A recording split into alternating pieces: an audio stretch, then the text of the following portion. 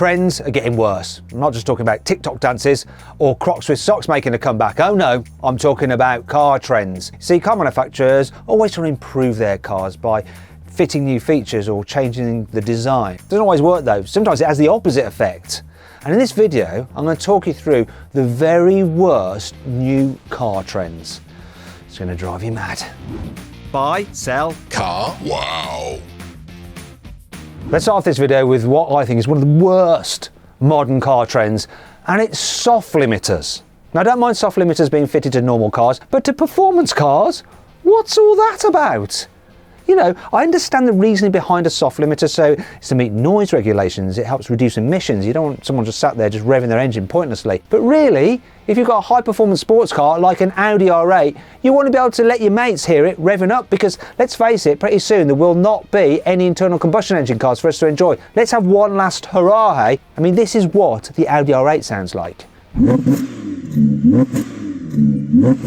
So many Audis have soft limiters and lots of other manufacturers. Porsche, for instance, has a soft limiter on the 911 Turbo S. This is what a 911 Turbo S sounds like when you're stationary revving it.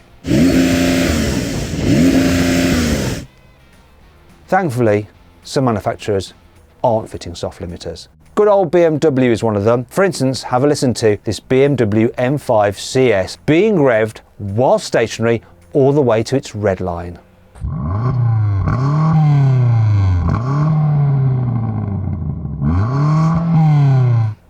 Just makes it even more sad, actually.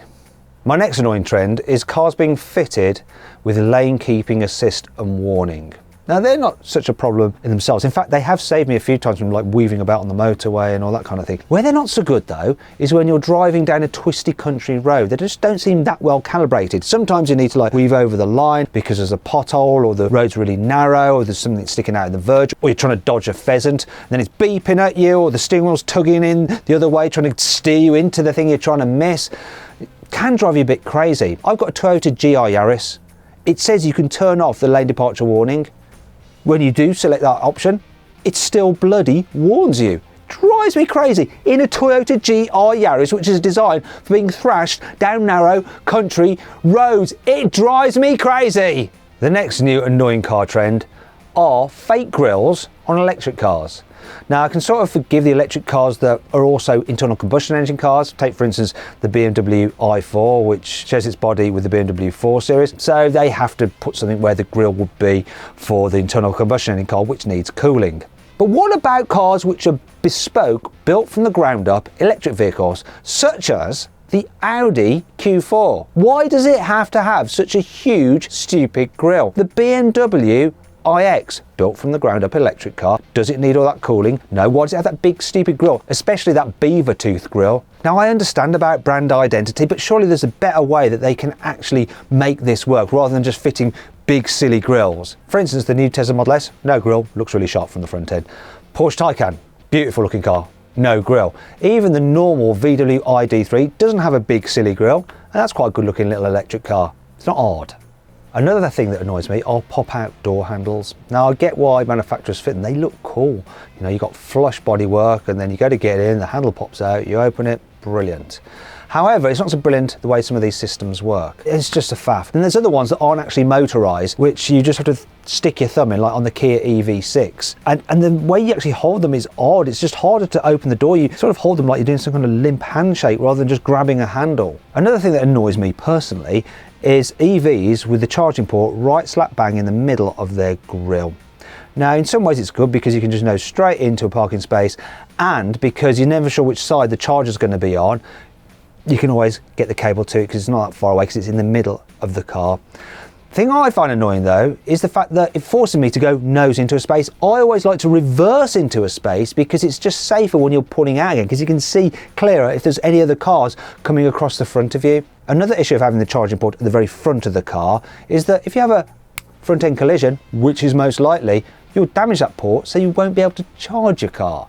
So while you're waiting for it to be fixed, you won't actually be able to use it. Another way car manufacturers have tried to improve their vehicles but actually made them worse is by fitting them with touch sensitive buttons. In particular, touch sensitive buttons on the steering wheel, which not only operate by just being brushed, but you also sometimes can operate them by pressing them. An example is in the Range Rover Velar and the latest VW products. They're so hard to use, you just don't know how to skip through the menus. It's just easier to have a button that you press in to make it operate rather than being able to slide it or press it in. It's confusing. Electric cars which don't have front boots. What is that all about? Now, I know that certain electric cars are actually based on internal combustion engine models, and I can understand why they don't have a front boot, because yes, those cars used to have a big internal combustion engine under the bonnet, so it takes quite a lot of re-engineering to build in a recessed area for storing stuff. However, any built from the ground up electric car will have enough space underneath its bonnet for some storage.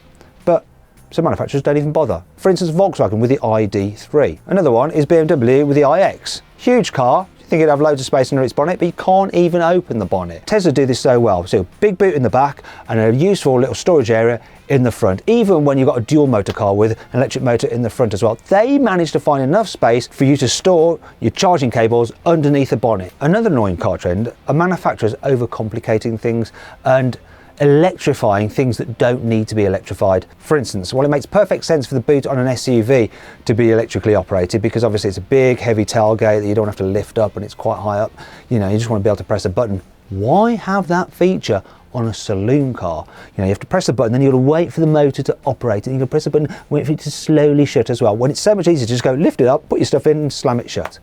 Pointless. And what about Tesla with its glove box? There's no button to open the glove box, so you have to do it through the menu screen or by using a voice command. Plug-in hybrids. They're another annoying car trend. You see, as far as I'm concerned, they're the worst of all worlds. They're not very good at being electric cars, and they're not very good at being internal combustion engine cars. Reason being is that when you're driving around using the battery power alone, you're having to lug about an internal combustion engine with you. And often the batteries are so small because of packaging that they can't go that far on electric power alone. Then you're driving around an internal combustion engine car with a battery on board and an electric motor. Once again, not being used. For example, Kia Sorento plug-in hybrid. So that's a 1.6 litre petrol engine and an electric motor.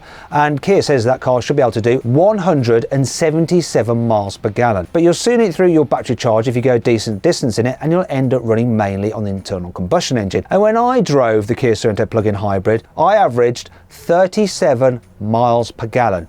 Not particularly good. Finally then we come to the 10th annoying new car trend, and it is manufacturers increasingly fitting digital door mirrors to cars. So instead of a normal door mirror, you have a camera displaying a feed on a little screen below the camera, usually in the door panel. Now, I can understand why manufacturers do this. They improve the aerodynamics of the car, which means that you'll have less wind noise and you'll have slightly better economy. But there are 5 actual practical issues with this setup. The first is you have to retrain your brain of where to look. Everyone's used to looking there for a mirror, but now you have to look somewhere else for wherever the screen is. It's not good. Another thing that's not good is that when you're actually looking in the mirror, your peripheral vision picks up cars out of the window which are by your side. You won't be able to do that if you're looking elsewhere, such as lower down or towards the front of the car, wherever the screen may be. Another problem is that you don't get depth perception in the camera feed like you do when you look in a mirror, so you can't be so sure at how far away the car is that you're looking at. Another problem isn't just for you the driver, but for other road users, most notably cyclists and motorcyclists. Often they use door mirrors to see if there's someone actually in the driver's seat, or if that driver is about to get out of their car. I'm a cyclist, I do that a lot, and it saved my skin a few times while riding through London. If there's a camera there, I can't do that anymore. So I might end up cycling too close to a car that's about to open its door, and yeah, that's not going to be good, is it? Another problem is what happens when someone knocks off your door mirror camera. It's going to be cheaper to replace a mirror than it is a camera, surely. Finally, there's the issue of aesthetics. In some ways, they don't look that good. Car door mirrors can actually look really cool and actually add to the aesthetic of the vehicle, especially on performance cars. Now, they're almost like insects' antennae. They just somehow look cool. Whereas cars without door mirrors look a bit like people without ears. Yeah, exactly. I hope you'll enjoy the video. If you did, give it a like. If you want to watch some more videos, click on those windows there. And if you click on that box there, you can go to Car Wow to see how much your car is really worth. All you have to do is upload some photos, and then our dealers will bid on your car. And if you think the price is good, you could sell it to them. It's dead easy.